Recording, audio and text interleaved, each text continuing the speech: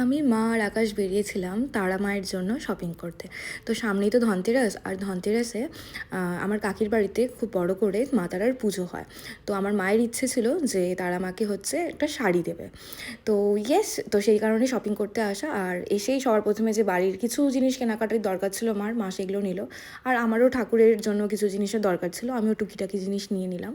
আর তারপরে চলে আসলাম সোনার দোকানে, যে আমার মা তারাকে হচ্ছে এখনও অবধি পায়ের তলা আমি দিইনি। তোমরা জানো ফুলের পায়ের তলা বানিয়ে বানিয়ে পড়াই। তো যাই হোক, তো ফাইনালি পায়ের তলা দেখতে আসলাম।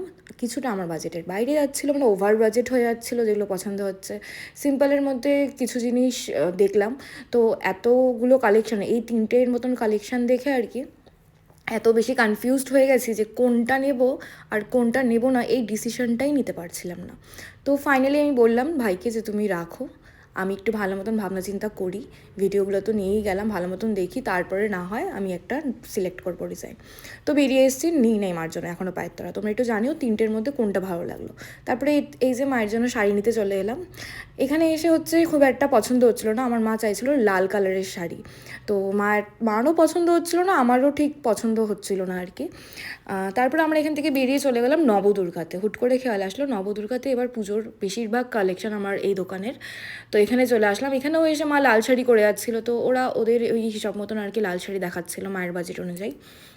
তো লাল শাড়ি, তো আমি মাকে বললাম আর কত লাল শাড়ি পরবে মা, আমিও 1-1.5 মাস আগে মাকে একটা শাড়ি গিফট করেছি মা তারাকে, সেটাও লাল আর হোয়াইটের মধ্যে ছিল। তো আর কত লাল শাড়ি, এবার একটু অন্য কালারে যাওয়া যাক, তোমরা কি বলো?